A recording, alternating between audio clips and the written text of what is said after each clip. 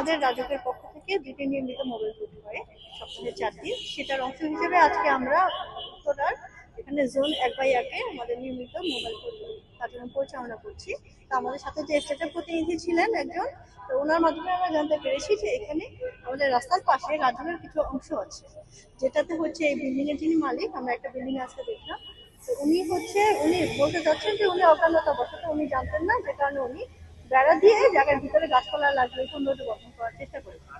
কিন্তু ওনাকে আমরা বুঝিয়ে বলেছি যে এটা আসলে আইনের ব্যাপার, কারণ জমিটার মালিক যেহেতু রাজু এবং এটা রাজু তাকে ডিমার্কেশনও করে দিয়েছে, কাজেই এখানেও আসলে বেড়া দেওয়ার সুযোগ নেই বা দেয়াল তোলার সুযোগ নেই।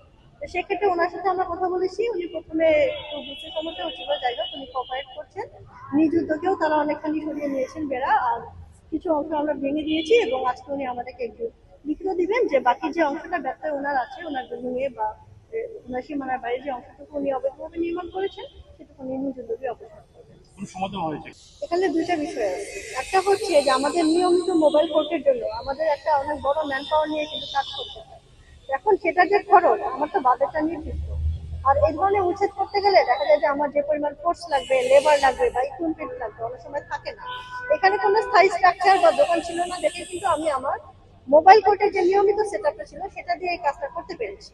আর অন্যান্য জায়গায় কিছু কমপ্লেন আমিও পেয়েছি, যেগুলি আজকে আমি ওনাদেরকে অলরেডি বলে দিয়েছি সবার সঙ্গে কিছুক্ষণ আগে, যে এই জায়গার একটা ডিটেল রিপোর্ট আপডেটেড ওনারা করে আমাদেরকে দিবেন, চেয়ারম্যান স্যার বরাবর ওনারা দিবেন, এবং আমি নিজেও আজকে তাদেরকে ইনফর্ম করবো যে স্যার এখানে আমরা কিছু কমপ্লেন পেয়েছি।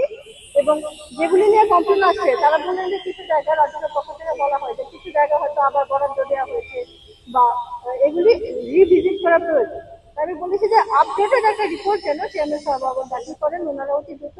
এবং আজকেও আমি এটাই যে আমার হায়ার অথরিটিকে জানাবো যে এখানে আরো অনেক বিল্ডিং এর কমপ্লেন আছে এবং সেটা বুঝে তখন অবশ্যই ব্যবস্থা নেওয়া হবে, কেন ব্যবস্থা নিব না। কিন্তু যে বিল্ডিং গুলি ওটার আয়তন বুঝে ওখানে কি পরিমাণ আমার ইকুইপমেন্ট লাগবে, কোর্স লাগবে, সেটা বুঝে প্রিপেয়ার হয়ে তখন আমরা